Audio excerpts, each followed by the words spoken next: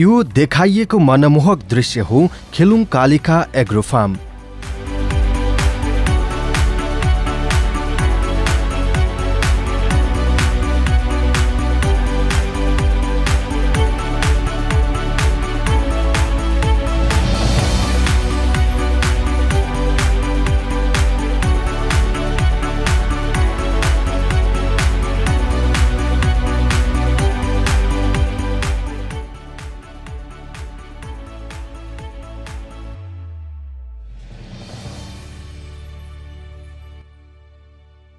स्याङ्जा जिल्लाको भिरकोट नगरपालिका 7 मा पर्ने यस फार्मभित्र जर्मनीको अत्याधुनिक प्रविधिमा आधारित ब्याट्री केज अर्थात् इसी हाउस मार्फत कमर्सियल लेयर्स कुखुरा राखिएको छ।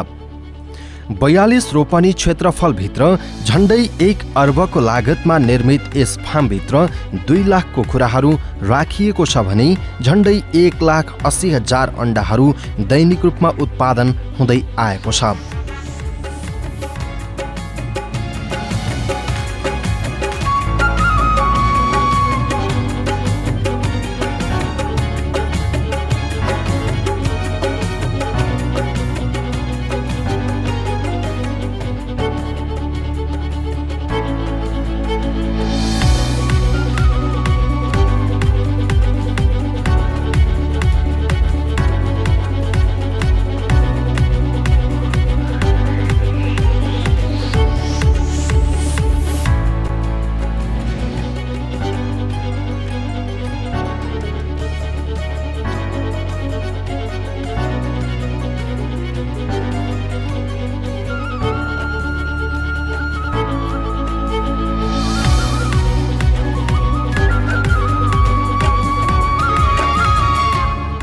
यहाँ अवस्थित 5 हाउस मध्ये 4 हाउसमा वयस्क अवस्थाका लेयर्स कुखुरा र 1 मा 1 दिने चल्ला हुर्काउने गरिन्छ।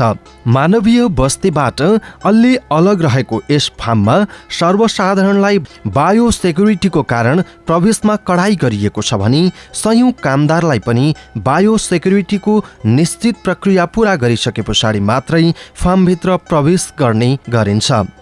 यस खेलुङ कालिका एग्रो फार्मको मुख्य उद्देश्य भनेको सर्वसाधारण नागरिक समक्ष विशाल स्वस्थकर अण्डा पुर्याउनु र देशभित्रै रोजगारको सृजना गर्नु हो, जसले गर्दा 100 व्यक्तिहरूले प्रत्यक्ष र हजारौं व्यक्तित्वहरूले अप्रत्यक्ष रूपमा रोजगार पाइरहेका छन्। स्वस्थकर अण्डाबाट vitamin A, vitamin B, vitamin D, vitamin E, iodine, iron, phosphorus, choline, selenium लगायतका विभिन्न प्रोटिन तथा पौष्टिक तत्त्व पाइने हुनाले स्वस्थकर अण्डा दैनिक रूपमा सेवन गर्नाले मानवीय जीवन स्वस्थ स्फूर्त बनाइराख्नुका साथै रोग प्रतिरोधात्मक शक्ति वृद्धि गराउँछ। खेलुङ कालिका एग्रो फार्मका अण्डा अन्य बजारमा पाइने अण्डा भन्दा निकै स्वस्थकर रहेको पाइन्छ। आवश्यक तापक्रममा रहेका यस फार्मभित्रका लेयर्स कुखुरालाई मुखमा दाना, मुखमा पानी विद्युतीय उपकरण मार्फत नै पुर्याइन्छ भने अण्डा र सुली फरक फरक बेल्टबाट बगेर स्टोर रुममा पुर्याइन्छ। कुखुरा, अण्डा र सुली फरक फरक ठाउँमा रहने हुनाले खेलुङ कालिका एग्रो फार्मका अण्डा बजारमा पाइने अन्य अण्डाहरू भन्दा धेरै स्वस्थकर रहेको हुन्छ। त्यसैले हामीले भन्ने गर्दछौं के अण्डा सेवन स्वस्थ स्फूर्त जीवन।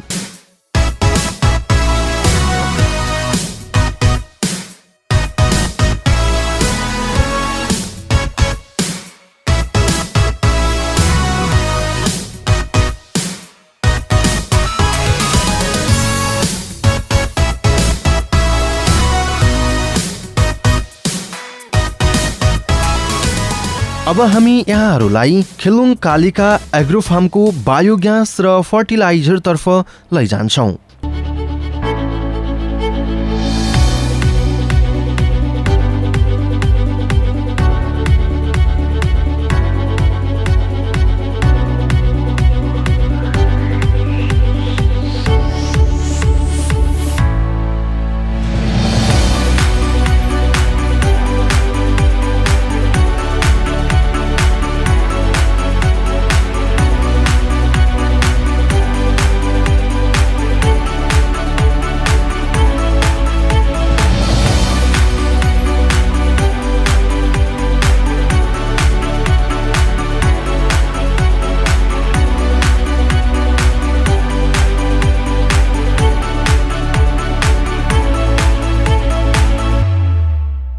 यो देखाइएको दृश्य बायोग्यास पावर प्लान्ट र अर्गानिक फर्टिलाइजर प्रोडक्सन प्लान्ट हो।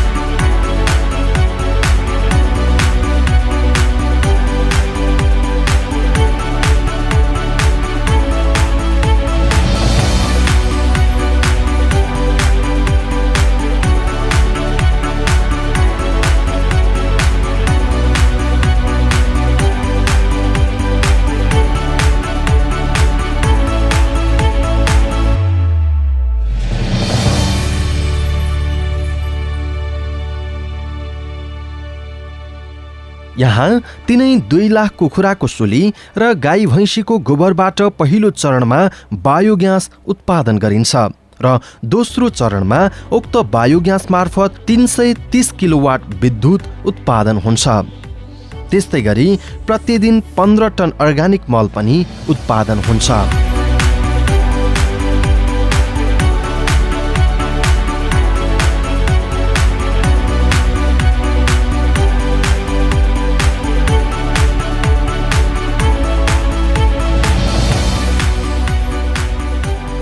यस बायोग्यास र अर्गानिक फर्टिलाइजर प्लान्टको मुख्य उद्देश्य भनेको अर्गानिक मल उत्पादन गर्नु हो। कृषि क्षेत्रमा प्रयोग भइरहेको रासायनिक मलले दीर्घकालीन रूपमा पारेको असरलाई मध्यनजर गर्दै खिलुङ कालिका एग्रो फर्मले अर्गानिक मल उत्पादन गरिरहेको छ। उक्त अर्गानिक मल खेतबारीमा राख्नाले माटोलाई खोकुलो, मलिलो र उर्वरा शक्ति बढाउने गर्दछ। यस अर्गानिक मल प्रयोगपछि उत्पादन भएको बालीनालीले कुनै पनि साइड इफेक्ट गर्दैन। यहाँ उत्पादित 330 किलोवाट विद्युतबाट कम्पनीको फर्टिलाइजर प्लान्ट सञ्चालनमा आउँछ र बाँकी रहेको 1200 किलो ग्यास बोटलिङ गरी बजारमा ग्राहक समक्ष पुर्याइन्छ, जसबाट खाना पकाउने एलपी ग्यासको सट्टामा यसलाई प्रयोग गर्न सकिन्छ, जसले गर्दा स्याङ्जा जिल्लालाई खाना पकाउने ग्यासका लागि आत्मनिर्भर बनाउन टेवा पुग्दछ। धन्यवाद।